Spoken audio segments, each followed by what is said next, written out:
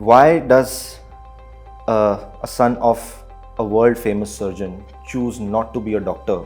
I have no skill in my hands to do medicine, and I think from the earliest age, I used to spend a lot of time in the hospital when my father would work after school. That was the only time I got to see him. I wasn't quite clear myself. I was always interested in making money. Hats off to all the kids these days. They are a lot more serious about life and their future in general. I was raised on a lot of stories of my father, my grandfather, my uncles, all of them doing some business of one kind or the other. So I knew something. Something needed to be done by me. How the path to get there was unclear.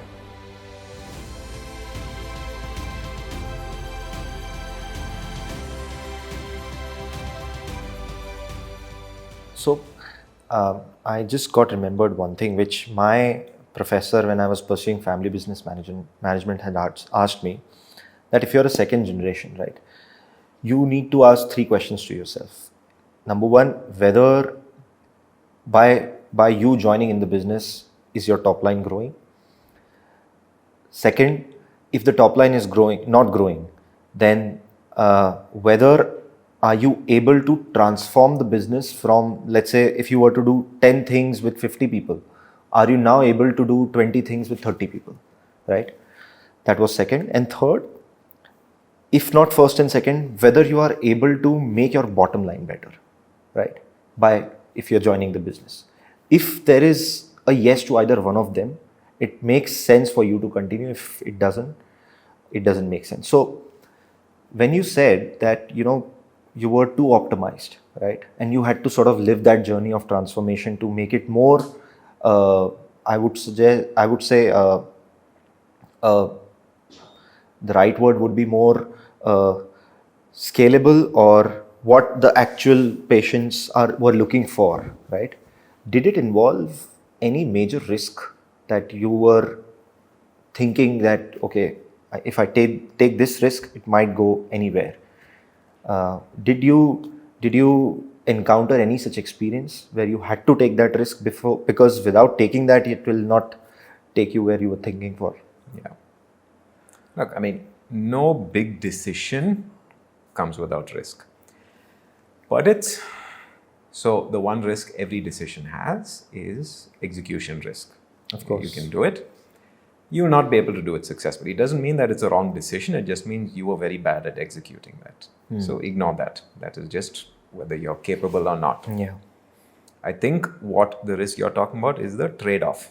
Correct. The trade-off is let things go as they are. Don't rock the boat. Don't change course. Don't do direction. We're fine. You go in another direction, you go shake the boat, you'll drown, or you'll end up in a different country with no water and you'll die.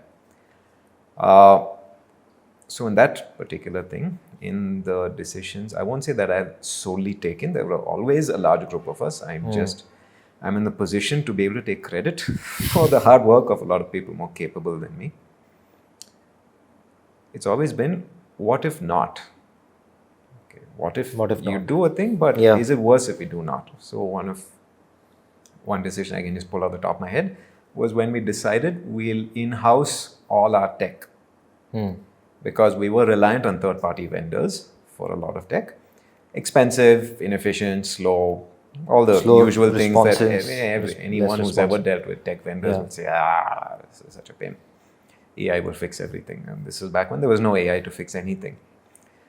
Okay, in-house it, hire the engineers, do it yourself. We can do it much better. If you can't do it much better, that's the execution risk. You fail because you did it badly. But that's not a risk, really. That's just you being bad at your job. But the decision point is, what if not? If I don't do such a thing, what will happen? It'll get worse and worse. You build a lot more tech debt. Your foundations don't become as strong. You start spending more and more money and it becomes even more. So the not doing was much worse than the doing. And so then it's not really a trade-off, no? Then becomes pretty obvious for you to convince everyone, even though we're not good at technology, we're a hospital company, healthcare company, good at hiring doctors, We don't know software from anything else. Not doing is worse than doing. So everyone says, yeah, fine. And if you fail, it's your ass on the line. So That's what I was coming to. What about the accountability on that risk? no, see, being at the promoter level, there's just so many people who will execute, so many people who are much better, more competent than you can do all of that. You asked, really? What value? This is where the buck stops. You have no choice. There's no passing on the buck. If this goes wrong, for whatever reason, you can't execute, you can't deliver, you made a bad decision. Suck it up, take the blame, power through it, make it work. Whatever it takes. That's why you're here. If you think you're here because you're great, you're good, you're amazing, you're the best thing that ever happened to this company, no, you're not. Absolutely not. You're here because you take responsibility, and this is your decision that you own end to end. Did you, while you were taking this decision of in-housing the entire tech stack, did you find any resistance from your father or your brother, whoever was involved in that point in time? Yeah, every resistance from the CFO at the time, because they said, right now I'm spending so much, now I'll be spending the same amount plus paying salaries for so many people. And he was right. We spent a lot of money. Then, resistance from the doctors, because now I'm changing from one system to another. That is the biggest challenge. I won't get used to it. Then suddenly it's easier sometimes when someone else is doing a thing. You can always, even if the thing goes wrong, you can say, no, but it's someone else's problem. But the lens through which I've always viewed it, it doesn't make it not a problem. Right? If removing the garbage, either you do it or someone else does it. But if the garbage doesn't get removed, it doesn't make the room smell any better just because it's someone else's responsibility. Garbage is still there. So yeah, a lot of resistance on that. This is not a core competency. Spending a lot of money. This could turn out very badly. I was fortunate to be able to hire a good team of very committed people who shared the vision, who understood that this is the path to go, and we could build something amazing that would benefit not just our organization, but organizations across the world, and we've been able to deliver that. So it worked out great. If it hadn't, we would not be speaking here in this lovely studio. I can draw a lot of parallels, because like you had doctors who were resistant to move to a new system. We had teachers. So when we do the entire academic planning, we used to do it on Excels and sometimes on just simple pen and paper, etc. Right? And then there was this discussion of building a system. It's called Astra now, where all the academic planning, the number of teachers and the number of hours that they have to deliver, etc., is there. So it was a huge challenge for us to onboard teachers, and then they onboarding on Astra. Why? Because it became a weird triangle between me or the second generation, the teachers, and the first generation or the senior management, right? Because if I had to, let's say, implement a system like Astra with the teachers, they would go to the management, they would speak to them, and they would tell them, okay, you have been handling us for so many years, that this is not possible for us to execute. And then the management would come to us, and that weird triangle you get into, especially when you are trying to bring that change as a second generation. And I'm sure a lot of second generation people out there who are trying to bring any change with respect to technology, I believe, these days, are going through that weird triangle politics. No, I mean, there are so many similarities I can draw from your experience. It's just that I'm going to take that similarities as learning for me, because I have a long way to go. You have already sort of been there where I want to. But that's the most important thing you said. I have a long way to go. Right? Change is hard. Changing the direction of anything is hard. If you're prepared to commit this to the long run, eventually it will bend in the direction that you want. A lot of the time, people with a shorter tenure, people who want results tomorrow, get it done now, force them. Use the software or you're fired. Right? That's where you mess up. These things take time. And that's a what lot I of people mean. don't like to hear that. A lot of startups that I tend to give advice to, when people who ask, they want everything now. They want a disruption now. They want the change now, but that's not how the world works. Absolutely. So now I have the most interesting segment of the podcast, which is the rapid fire. Okay. And you can take your time. It's not it's not a so typical rapid fire. Not so rapid. Okay. Let's go.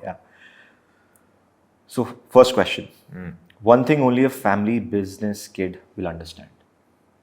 Yeah, I don't think family business kids understand anything. They think they do. They just figure out while they do, right? Okay. That's not a serious answer, by the way. Okay. Then what is that something that you think a family business kid will understand? I think they are forced to understand that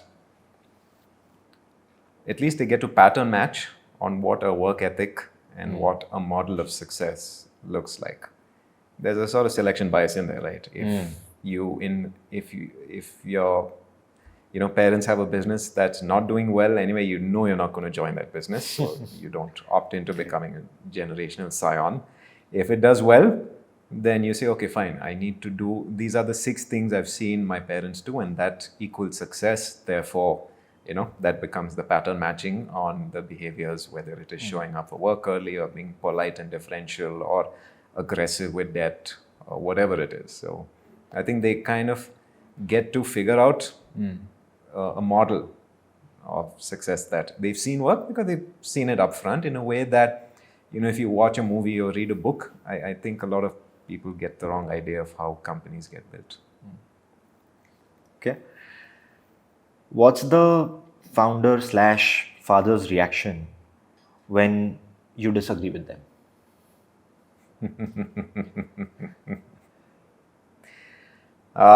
It depends on the vehemence with which I disagree with such things. My father is way more polite and much more better at everything than me, especially in being able to disagree politely in a way that I am not. And so his reactions tend to be a lot more muted.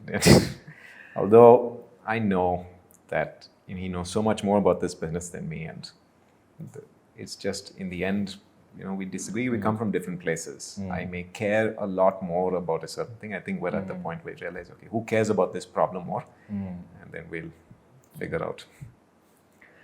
What's the founder's/father's reaction when you're right? If you're right, I mean, in the end, all that stuff comes much later, by which point there's no, I guess, okay, whatever. Ultimately, it's right for the business. Yeah, you were supposed to be right. There's no joy in, you do something and then you turn out to be. And that works the other way also. Like when I'm wrong and it turns out to be right, you got to give credit where credit is due. But by then it is so far past the point and we've gone on to new things. These things don't matter. The cycle response time between this is a lot longer. Craziest feedback you have got from a family member about your work? Craziest feedback I've got from a family member about my work. Okay, so my kids have all sorts of feedback, mostly about, the ads that we put up. Dad, they're so uncool. And, how could you do this? You should hire influencers. I don't think they understand what it is I do. So they have very interesting feedback on what I do. Okay. Oh, but definitely feedback is, I'm not really quite able to explain to them what I do. And so to your kids? So what do you do? You're not a doctor. You're not the CEO. You're not really administrating. What do you do, Dad? One thing you'll keep from the old way of running the business and one thing you'll never go back to? The one thing we've never changed is the mission.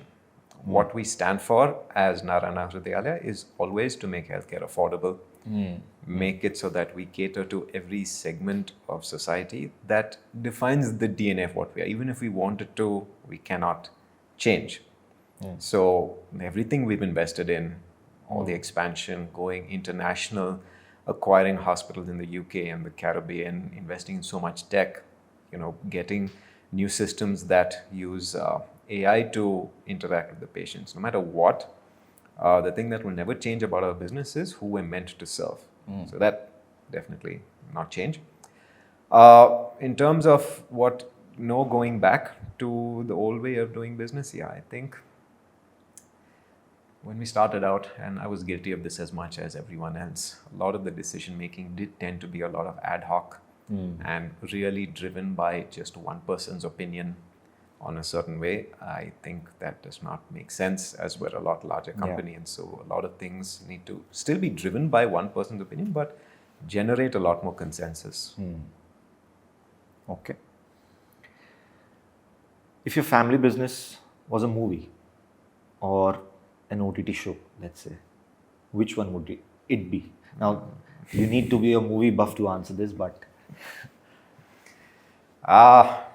Everyone thinks family businesses, it should be like Godfather or Succession. That's all rubbish. Our family business, it's more like, I don't know the name of this Netflix show, but basically it's where this actor family, they get together and they're just eating all the time. I don't know what that show is called, but I think everyone will know what it is. It's just their life revolves around food and meals. Okay. So that pretty much would be if the camera were trained on us, that's, as a family, that's pretty much all we're concerned about, what the next meal is. Okay. I think that was the end of the rapid fire, and there's a lot to learn, in fact, from your answers, especially one thing that you'll keep from the old one, one thing you'll never go back to. I think mission is something every family business thrives upon, because the first generation has said that mission first, and then they have started the whole business. And the second generation, if they lose sight of that, I think it completely derails the trajectory of where the business could supposed to be. Yeah. So I mean, thank you for answering all the questions. It was quite rapid. Thank you. So Viren, I think there is a lot to understand and learn from what you have said in your answers. I think there are certain things which are very general in terms of what any second generation would be feeling in today's time, right? And I want to ask your opinion or your advice on that, right? Today, every second generation is sort of thinking of doing something new, something innovative, but without, like you said, without losing sight of the mission, without breaking that legacy.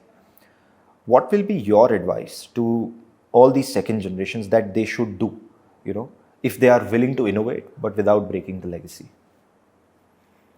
I mean, even a step before that, they definitely have to ask themselves, do they want to join their parents' business? Even if there's like a flicker of a doubt, don't do it.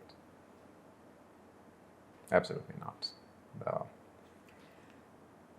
If you have to be fully committed to doing this. See, for me, I really wasn't doing anything else. I didn't really think that I would do anything else, or even that I would be capable of doing anything else.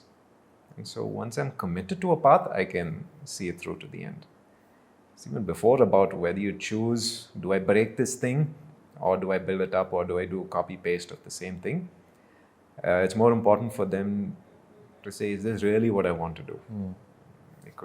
There's 100 million different things they could do. They have knowledge, resources, wealth, opportunity, and use that to build anything.